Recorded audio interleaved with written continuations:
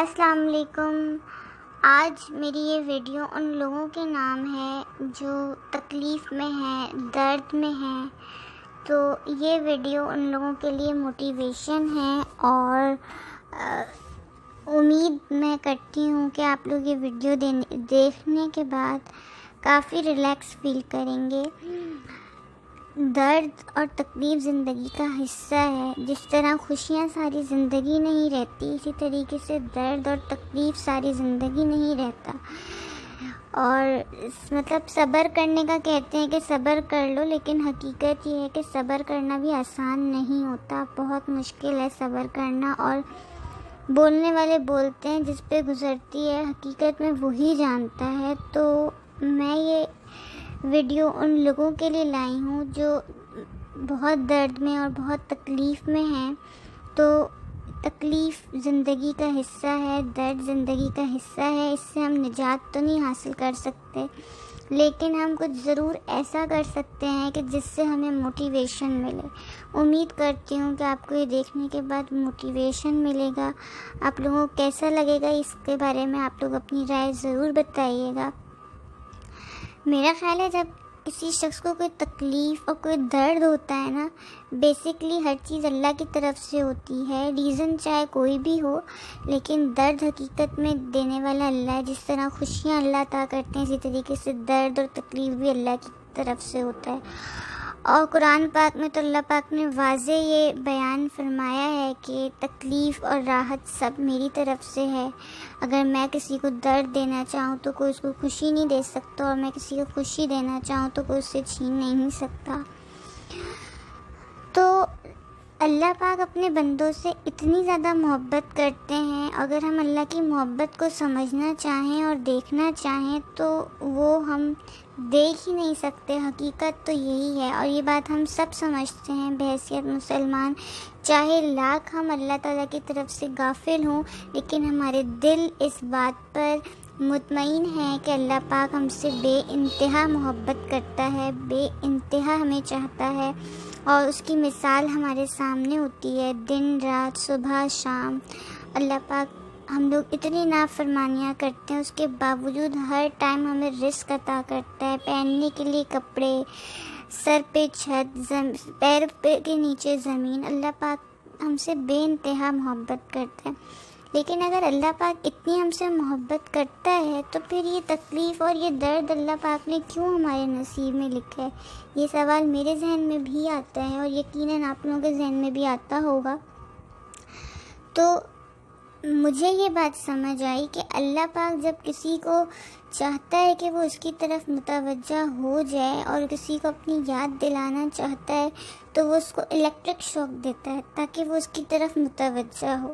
Definitely جب electric shock لگتا ہے، جب درد ہوتا ہے، جب انسان چیختا ہے، روتا ہے، اپنے ماں باپ کے پاس، اپنے بھائی بہنوں کے پاس، اپنے ہر عزیز و قارب کے پاس جاتا ہے، محبت کی بھیک مانگتا ہے، اپنے درد کے لیے روتا ہے، اور جب اس کو کہیں کوئی آس نہیں ملتی تو وہ پھر آخر کار سجدے میں جاتا ہے، اور پھر سجدے میں جا کر اللہ پاک سے اپنے دکھ کا اظہار کرتا ہے۔ اور بے شک بہترین وقت جو اللہ پاک سے اپنی باتیں شیئر کرنے کا ہوتا ہے وہ تہجد کا ہوتا ہے، اور بہت سارے لوگ ہمارے اس دنیا میں موجود ہیں اور ہم مطلب دن میں وہ بظاہر مسکرا رہے ہوتے ہیں، لیکن اللہ کے پاک کے ساتھ ان کی انتہائی بہترین دوستی ہوتی ہے۔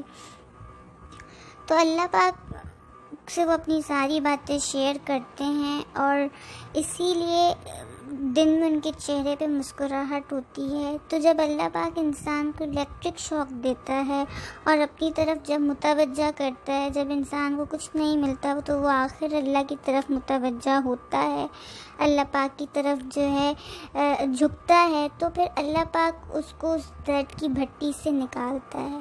اور جب انسان اس درد کی کیفیت سے نکلتا ہے تو آپ دیکھیں جب ہم 1 کلاس میں ہوتے ہیں تو بہت ڈیفیکلٹ کلاس ہوتی ہے، لیکن جب ہم 2 میں جاتے ہیں تو ہم ایک زندگی کا ایک پارٹ 1 کلاس کمپلیٹ کر لیتے ہیں۔ اسی طریقے سے ہم لوگوں کو جب درد کی بھٹی سے ہم نکلتے ہیں، اللہ پاک کی طرف جب ہم جھک جاتے ہیں، اور جب سب کو وہ وقت ایسا ہوتا ہے کہ ہم سب کو قریب سے دیکھتے ہیں. وہ کہتے ہیں نا تکلیف کا وقت سب کی اصلیت بتا دیتا ہے.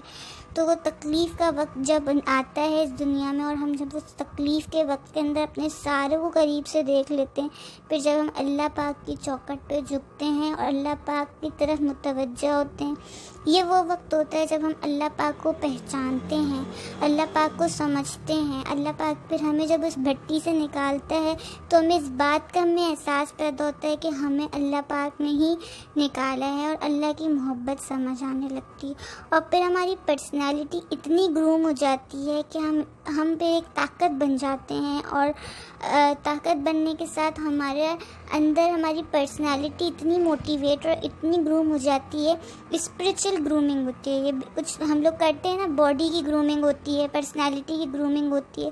تو یہ والی جو گرومنگ ہے یہ ہماری پرسنالٹی کی گرومنگ ہے, یہ ہماری اسپریچول پرسنالٹی کی گرومنگ ہے. اور پھر ہم اچھے ہو جاتے ہیں. لیکن یہ جو سیڑھی ہے نا, یہ روحانیت کی سیڑھی ہے, اور اس پہ جو ہے صابر اور شاکر ہی چڑھ سکتے ہیں. اور پھر صبر اور شکر کرنے کے بعد جب ہم اس بھٹی سے نکلتے ہیں تو ہم ایک بہت ہی زیادہ نرم دل انسان ہوتے ہیں, اور ہمیں خود آئیڈیا نہیں ہوتا, ہم اتنے اچھے ہو جاتے ہیں کہ ہم اچھے کام خود بخود کرنے لگ جاتے ہیں. ایز لائک کہ ہم رمضان میں روزے رکھتے ہیں تو ہمیں بھوک کا احساس ہوتا ہے, تو ہمیں خود بخود غریبوں کی فکر اور احساس ہوتا ہے.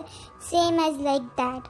سو اگر درد آپ کی زندگی میں ہے تو پریشان نہیں ہوں. اللہ پاک آپ سے بے حد محبت کرتے ہیں اور وہ چاہتے ہیں کہ آپ اس کی طرف جھکیں. تو اس لیے اپنے حوصلے بلند رکھیں, اور اس پین کلر کا ایک ہی علاج ہے کہ آپ اللہ کی طرف متوجہ ہوں. اللہ پاک ہی واحد ذات ہے جو آپ کو اس درد سے نکالے گا. بہت شکریہ آپ کا.